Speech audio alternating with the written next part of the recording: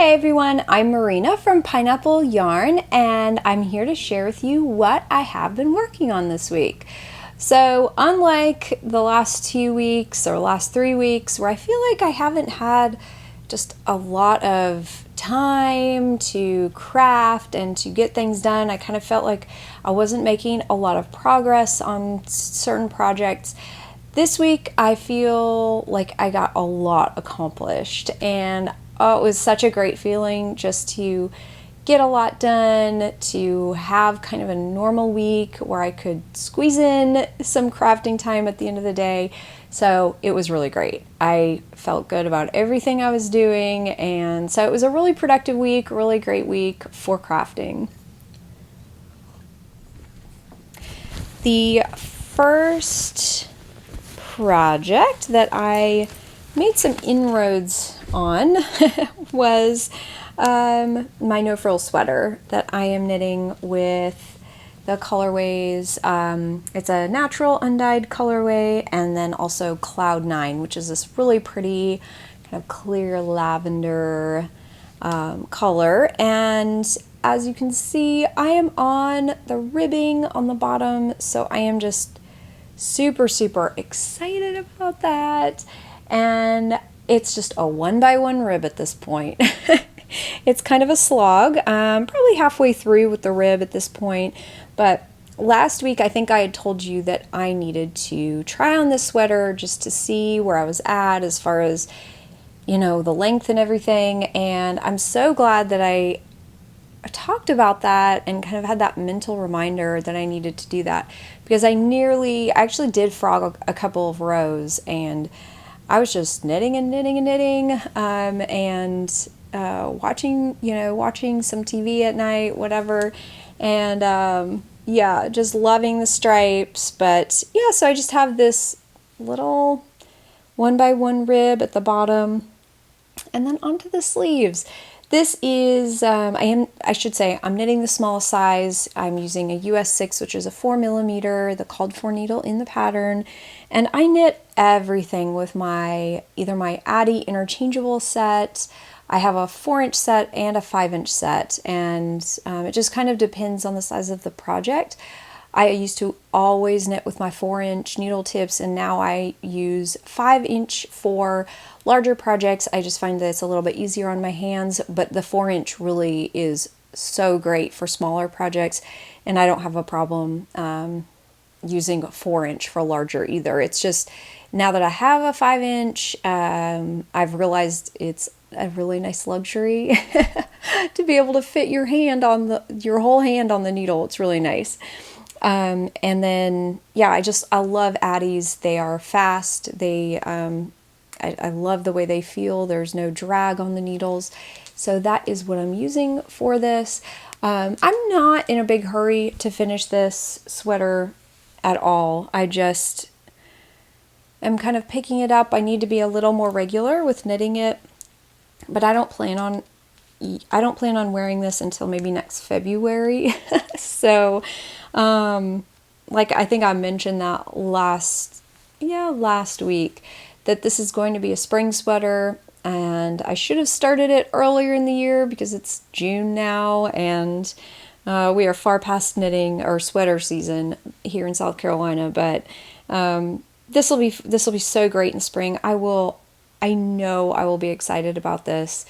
Just to have something warm to wear, but it's not in any dull colors. It's in those nice spring colors, and it'll make the late winter a little more bearable. So I am on the second skein for each of those colors, and I still have quite a bit left. I wasn't sure if I was going to have to break into a third skein of each of these colors, but as you can see, I still have quite a bit. I have not weighed them, but I do have quite a bit left. I am planning on not having to break into a third skein of each. We'll just say that. And if I do, it's fine, but hopefully, the sweater isn't really long. As you could see, the body of the sweater really wasn't long at all. I should have measured it. I'll measure it when I'm done, but it's going to hit in between my waist and the high hip and my high hip. So it's and I'm short as well. So the sweater itself is not a long sweater, and but anyway, so far it is turning out really great, and I'm really enjoying that project. And I am doing another project here that I'm enjoying, and I'm just picking it up here and there for a couple of minutes every morning. This is the Duke City Mitts pattern. And it's by Dagmar ZiaWoolz, and it's a great pattern. It's so great. But, oh, you know what? I did finish one, and I wanted to show you because it is so beautiful. It's really beautiful. I hope I brought it with me. I did. So this is the first one I did, and I shared it with you last week. I was just on the cuff, and look, oh, this is just so beautiful. So I love, love, love how this knit up. It just is the way that it was dyed and the way I spun it. I didn't do any kind of color management in this mitt. I am doing the smallest, I guess the smallest size, which has the most number of stitches, and it does fit my hand, even though this yarn is thinner than called for. I have not woven in the ends or anything because I want to make them, and then if I need to make it a little longer or something, I can. But I know that my kids are going to want these, so that's what might happen. But isn't that pretty? That gradient is so gorgeous. This was a beautiful fiber dyed by Classy Squid Fiber Co. in the colorway Jelly Bean, and I purchased this years ago. And it is Southdown, and I didn't know anything about Southdown. I only bought it for the colors, and Southdown is a very hardy fiber. It is great if you want a pair of socks or something that is hard wearing, but you don't want to use superwash and you don't want any nylon in it. Southdown does not felt very easily, and it is very hard wearing. Like I said, it's really great for socks or any kind of outer garment. It has a really interesting feel, and I have not felt any fiber quite like Southdown. It almost has a has kind of a matte finish, but it's almost like a, I don't know if this would even make sense to anybody else, but it almost feels like a bar of soap feels, like kind of silky, and I don't know. It has a very interesting hand. So it's a really interesting fiber. I love it. And it's just so funny, you know, in hindsight, when I spun this and I did spin it and finish it with a chain ply. I remember being very disappointed about this and just not really knowing what I was going to knit with it or anything. And I don't think I mean, there are parts that are a little uneven, but for the most part, it's actually great. It's worked out really great. So I just picked up and started another one, again, not doing any kind of color management, and this is what it's turned out to be. So after the thumb, I had just a little bit of green left, and I thought, you know, I could start it. If I would have started it about there, I could have got the right, you know, kind of made it the same, but I don't really care. I have so much of this cake still left, and I'm thinking of making at least 2 pairs of these. So I figure if I knit them and I knit them all the same size, then the kids can mix and match, and they're just fun. They're so fun. But I really love how this one is turning out.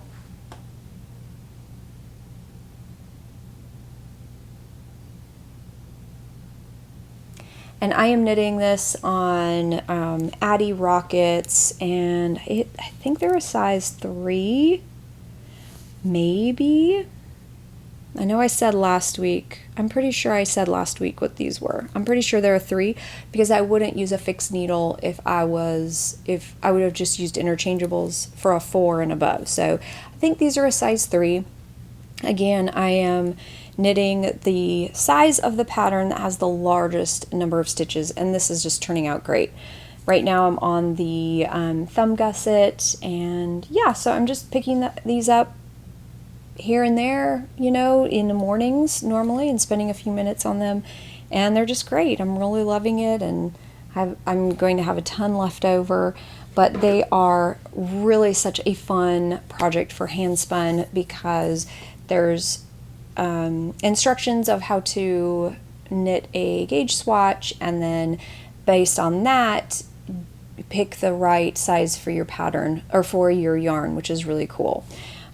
So yeah, I'm really enjoying that project, and I did get some of my granny stripe blanket done this past month. I added, let's see, this will have been May's Mini Mystery Club. This is what I added this past month.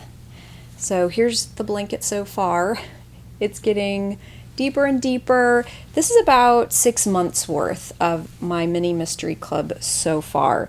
And every month I send out 3 different mystery skeins, and each one is 20 grams, and you can choose between a sock weight or a DK weight. And so I am using the DK weight, and I just love how this is crocheting up.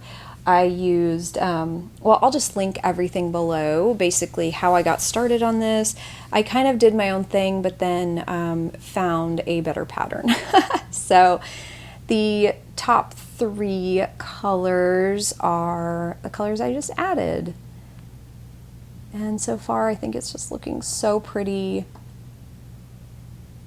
I liked this month's colors a lot. So it is quite long, but I think this is just going to be a beautiful throw, or let's see, if I fold this in half. So this is half the width, so you can kind of get an idea of how that looks. But yeah, I am so excited. I do have June's all ready, and I actually just mailed out all of the June mini mystery clubs. So thank you to all of you who purchased those, and thank you to all of you who subscribe, and I hope you have so much fun with them in your projects. But I have my June mini mystery club all ready to go, and I really like the minis because I sit down and I don't even wind them on a ball winder because I use a DK weight, and the yardage is it's small. It's a small amount of yardage, and so it's just nice. I hand wind all of them and then just here and there crochet them on, and it's just so nice because mostly I knit, and it's just so nice to kind of switch gears, use a crochet hook. I really enjoy doing this project. I am not a long-term project person. I don't like long-term projects. I like to get them done and be done, and one of my goals is to just be better about that and not always rush through projects, and just kind of enjoy them more and to not be so impatient. So this is why I started doing this, because I send out all these beautiful mini skeins every month, and I thought I need a project so I can keep a set for myself, and so that's why I started doing this, and I started it in December of 2021. So that is my granny stripe blanket update, and you will probably be hearing these updates for many more months as I complete. Like I said, this has been 6 months, and I have not even finished half of the blanket. I would like for it probably to end up at least as a square, and so that's kind of where I'm going with that. I can always make it longer than wider, but that's kind of my goal right now, is to get a good square in, and but anyway, I'm not even halfway there at this point. So I wanted to give you a weaving update.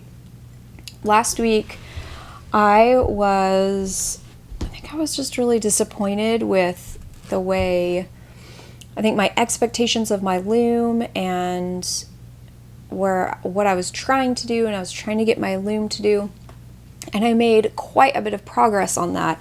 And so I was really excited to share that with you because yeah, I felt like I was kind of a downer about my loom. Anyway, so I have a new Glimakra Emilia. It's a 19-inch loom, and I was able to fix basically all of the issues that I had last week, which is just incredible. So one of the things is that the loom itself is foldable, and so when I would put a tight tension on my warp, it would, even though I had it screwed on both sides, it would still start to fold.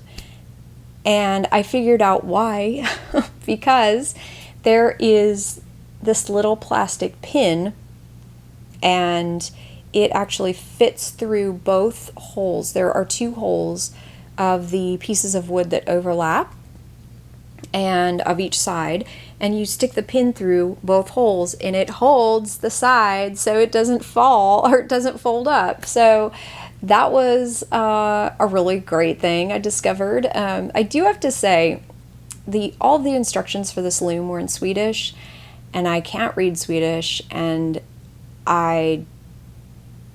so this is why I was having issues, is because I couldn't find English instructions.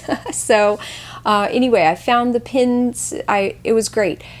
It was so cool though. The way I found it is in, I think it was this book right here, Inventive Weaving on a Little Loom. And if you are interested in rigid heddle weaving, this is such a great resource. This is actually where I heard about the Emilia loom in the first place. It has kind of an overview of all different kinds of looms at the beginning, different brands, and I found that very helpful. And so actually I went back and I was flipping through, and it actually talked about the pin, and that it keeps the loom from folding. So yeah, I thought, oh, that's what that little piece is for. So I went back to my loom and found it. So I was very thankful for this book, and just that little, blurb about the Emilia loom really was quite helpful. So anyway, I just want to recommend this book because it has really helped me a lot. There's a worksheet, how to plan a project. This is just a really, really good book. So anyway, Inventive Weaving for a Little Loom, or on a Little Loom, kind of saved my weaving, which was very helpful. So anyway, the other thing is that my boat shuttle, my Leclerc plastic boat shuttle, had not been working very well. And so I purchased this 15-inch shuttle, and it is by Glimakra. I don't know if they are making these anymore. I had a bit of difficulty finding a larger boat shuttle, but I think these are also Saori loom shuttles. I think that's also what they may be called, and they use quills. So as an example, this is how I wind the yarn for my projects, and I found the coolest resource on how to create your own quills. And so basically it's just an oval of, I used some printer paper that was just scrap paper, and cut it into a long, kind of an elongated oval. And then the piece here, I don't know the terminology, but the piece here just flips up, and you can throw that on, and then it just snaps into place and you can weave. And I found that very, very helpful because I didn't have any extra quills, And I mean, it's made out of paper and it works perfectly. And I was weaving with so many different colors this past week, so it was very, very helpful. I made a ton of them, and I used quite a bit, but it's great because I can just also save them and use them later. So I was very happy about this, and I'm definitely going to look for, from now on, if I ever need a different type of shuttle, I'm always going to look for ones with quills, because it's just so awesome being able to make them with scrap paper and just, you know, make a lot of them if you have lots of colors. I thought it was really, really cool. Versus buying a plastic bobbin or a bobbin that, you know, you have to purchase and you might not want to spend the money, or you might not have the money, and then it's, you know, you want to use different colors. So this was really awesome. Also, this is quite, I don't want to say it's quite thinner. It is slightly thinner than my Leclerc plastic boat shuttle. It's very lightweight, and it was the perfect size to just pass through, and I could reach through with my fingers and grab this side. Also, when I was able to fix my tension, so it was a higher tension, I could, you know, give this a little throw through my loom, and it worked fabulous. So all of that warp that I had wound on, I am almost finished with all of those dish towels. And I can't remember how many there are. There may be maybe 5 or 6 dish towels.